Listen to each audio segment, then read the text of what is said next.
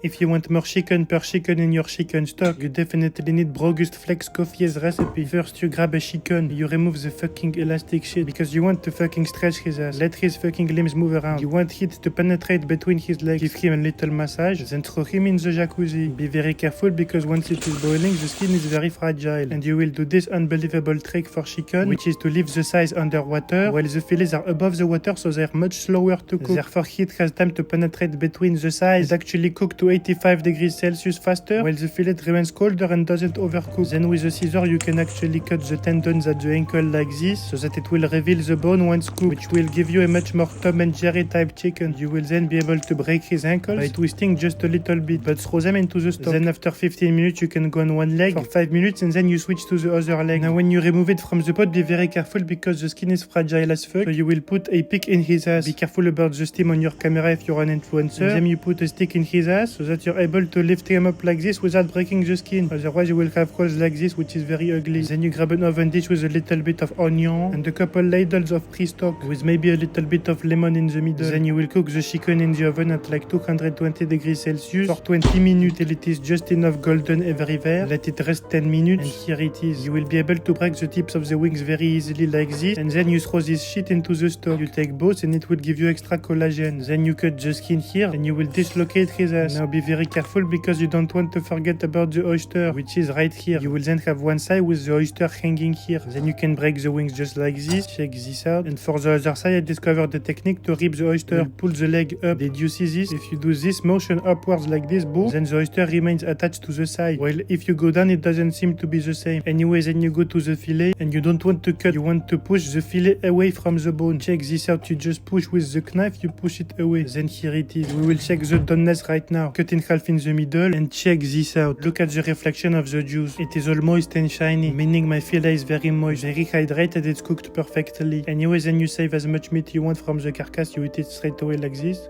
And then you throw the carcass directly into the stock. And don't forget to put in the tips of the wing and all this bullshit. Then once you're done eating the chicken, you put the bones back into the fucking stock. Make sure it is all submerged into the water. And after cooking 2 hours and cooling down, it will look like this. Check this out. Look how jiggly it is. This was done with one chicken without the feet. Your chicken stock influencers will not believe it. Then you can grab a couple ladles of it, bring it to a boil and throw some semolina in it. So you can make yourself a couscous. Mix it very homogeneously. Let it rest for 5 to 10 minutes. Now check this out. I mean, you don't have to do couscous. It is just an example of what you can do with an amazing stock. Listen to the jelliness. It's all the collagen you would have thrown into the trash, except now it's in your stomach. Find more healthy as fuck cooking tricks in my cookbook.